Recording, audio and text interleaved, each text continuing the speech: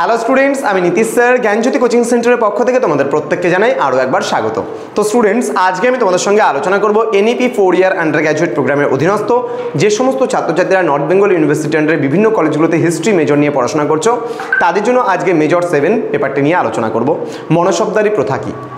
তো এই ক্লাসটি শুরু করার পূর্বে তোমাদেরকে বলে রাখি, তোমাদের কিন্তু মেজর পেপার 6, 7 এবং 8 আমি ধারাবাহিকভাবে একদিন দুদিন বাদ অল্টারনেটিভভাবে কিন্তু আমি ক্লাসগুলোকে নিচ্ছি। ধারাবাহিক ক্লাসগুলো পেতে অবশ্যই আমাদের চ্যানেলটিকে সাবস্ক্রাইব করো, পাশে থাকা বেল আইকন অল প্রেস করে দাও, যাতে নেক্সট টাইম থেকে কোনো ভিডিও আপলোড করলে তার নোটিফিকেশন তুমি পেতে পারো। এছাড়া যারা ভাবছো যে অনলাইনে আমাদের সেন্টারে জয়েন করবে, ক্লাস করবে, তারা সময় নষ্ট না করে আজই যোগাযোগ করো আমাদের সঙ্গে। আমাদের অফিসিয়াল নাম্বার 7076398606 নাম্বারে অথবা 6295916282 নাম্বারে। তোমাদের টোটাল কোর্স ফি যেটা রয়েছে সেটা কিন্তু রয়েছে 1199 টাকা পুরো সেমিস্টারের কোর্স ফি, পুরো 6টা সাবজেক্টের 6 মাস। তো দেরি না করে আজই যোগাযোগ করতে পারো আমাদের সঙ্গে এবং যুক্ত হতে পারো আমাদের অনলাইন ক্লাসে। মনশব্দারি প্রথা কি, এই নিয়ে বিস্তারিত আলোচনা করবো আজকের এই ক্লাসটিতে। দেখো কি রয়েছে মনশব্দারি ব্যবস্থায়। ওকে, দেখো মনশব্দারি প্রথা কি। দেখো, মনসব কথার অর্থ যদি আমরা বলি, মনসব কথাটির অর্থ হলো পদমর্যাদা, বা এটাকে ইংলিশে বলা হয় র্যাঙ্ক। তাহলে মনসব কথার অর্থ হলো পদমর্যাদা বা র্যাঙ্ক, আর যিনি এই পদমর্যাদার অধিকারী তাকেই বলা হয় মনসবদার। এখানে বলেছে সামরিক ও বেসামরিক প্রশাসনিক কাঠামোকে শক্তিশালী করে গড়ে তোলার জন্য আকবর 1577 খ্রিস্টাব্দে মনসব প্রথার প্রবর্তন করেছিল। তাহলে এই মনসবদারি প্রথাটা কে প্রবর্তন করেছিল? সম্রাট আকবর 1577 খ্রিস্টাব্দে এই মনসবদারি ব্যবস্থা প্রবর্তন করেছিল। এই প্রথার মধ্যে দিয়ে তিনি রাজকীয় সেবার একটি ঐতিহ্য গড়ে তুলতে চেয়েছিলেন। মনসবদারেরা টোটাল 33টি স্তরে কিন্তু বিভক্ত ছিলেন এবং পদমর্যাদা অনুসারে 10 জন থেকে 10,000 পর্যন্ত কিন্তু সৈন্য এবং নির্দিষ্ট সংখ্যক ঘোড়া রাখতে বাধ্য হতেন। এবার মনে করো মনসবদার কি, মনে করো আমি একজন সম্রাট এবং আমাকে যুদ্ধের সময় যে আমাকে সেনাবাহিনী সাপ্লাই দিবে সেই কিন্তু মনসবদার। অর্থাৎ এই মনসবদারদের নির্দিষ্ট পরিমাণে ঘোড়া রাখতে হতো, সৈন্য রাখতে হতো, এগুলো কিন্তু রাখতে হতো এবং সেই অনুযায়ী কিন্তু তার পদমর্যাদা কিন্তু চিহ্নিত হতো। মনে করো কেউ 5,000 মনসবদার, কেউ 10,000 মনসবদার, এরকম টাইপের কিন্তু মনসবদারের ভাগ ছিল কিন্তু। হ্যাঁ, বলছে এজন্য তারা নগদ অর্থে বেতন পেতেন, আবার কখনো কখনো জায়গির প্রদানের বিনিময়েও কিন্তু বেতন পেতেন। মানে সবসময় যে নগদ অর্থে মনসবদাররা বেতন পেতেন এমনটা কিন্তু নয়, একেবারে শেষের দিকে কিন্তু আমরা দেখেছি সেখানে জায়গির বিতরণের মাধ্যমেও কিন্তু মনসবদারদের বেতন দেওয়া হতো। তবে এই পদে বংশানুক্রমিক অধিকার স্বীকৃত ছিল না। সাধারণত 6,000 এবং তার চেয়ে উচ্চ মনসবদারদের পদগুলি রাজপরিবারের সদস্যদের জন্য সংরক্ষিত ছিল।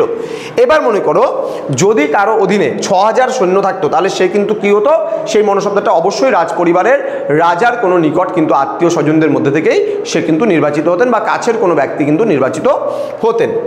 তো বলছে এই পদগুলি যেটা আছে উচ্চ পদগুলি, মানে 10,000, মানে 6,000 থেকে শুরু করে আরও যেগুলো উচ্চ উচ্চ পদ ছিল সব পদগুলোতে কিন্তু মানে রাজপরিবারের নিকট আত্মীয় এবং কাছের মানুষদেরই কিন্তু নিয়োগ করতেন। তাহলে মনসবদারি প্রথা কি, আশা করি তোমরা বুঝতে পেরেছো। মনসবদারি ব্যবস্থা বলতে গেলে বোঝাচ্ছে যদি কোনো ব্যক্তি পদমর্যাদার অধিকারী হতো, অর্থাৎ সৈন্য সংখ্যা রাখার পরিবর্তে তিনি যে পদমর্যাদাটা পেতেন তাকে বলা হতো মনসবদার। আমি মনে করো 6,000 সৈন্য রাখছি, তাহলে আমি 6,000ই মনসবদার। এইভাবে করে মনসবদারদের একটা ভাগ ছিল। তো মনসবদারি ব্যবস্থা সম্পর্কে ডিটেলসে তো আমি ক্লাস নেবই, সেখানে 12 নম্বরের জন্য খুব গুরুত্বপূর্ণ প্রশ্ন এখান থেকে, মানে মুঘল এজ বা পেপার 7 থেকে মনসবদারি ব্যবস্থার ফিচার্সগুলো আমি অবশ্যই তোমাদের পড়াবো এবং ডিটেলসে সেগুলো কিন্তু আমি তোমাদের পড়াবো পরবর্তী ক্লাসে, ঠিক আছে।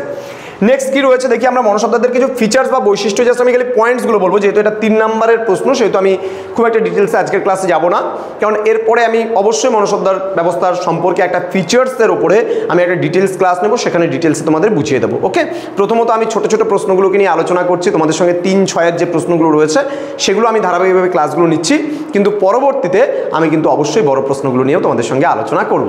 ওকে, দেখো এখানে কি বলছে, পদমর্যাদা ও বেতন।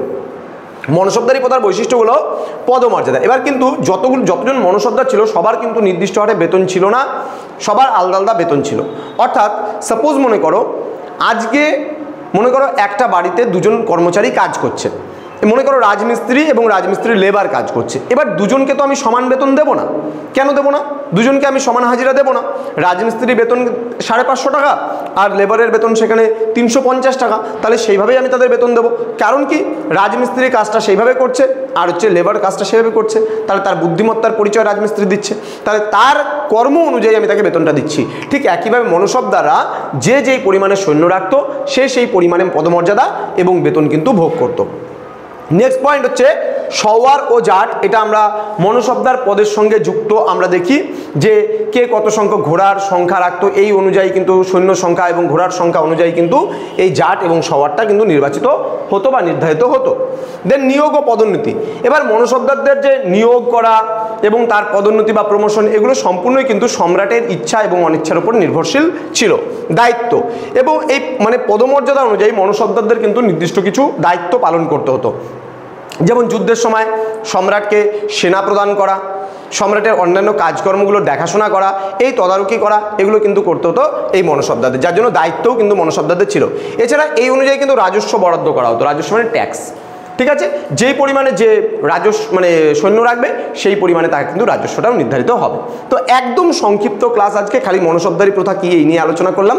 পরবর্তী ক্লাসটা তোমাদের সঙ্গে এই বিষয়গুলো সম্পর্কে আরও বৈশিষ্ট্য, আরও ফিচার্স আছে, জাট সাওয়ার পদ কি, সমস্ত বিষয় নিয়ে আমি কিন্তু আলোচনা করবো। কারণ এটাও কিন্তু ইন্ডিভিজুয়ালি তোমাদের 3 মার্কসের জন্য আমি কিন্তু পরবর্তীতে পড়াবো। এই প্রশ্নটা 3 মার্কসের জন্য কিন্তু ভেরি ভেরি ইম্পর্টেন্ট।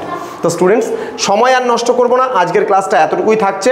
তোমরা যারা ভাবছো যে এখনও অ্যাডমিশন নেবে আমাদের কাছে, তারা অবশ্যই যোগাযোগ করতে পারো আমাদের অফিসিয়াল নাম্বার 6295916282 এবং 7076398606 নাম্বারে।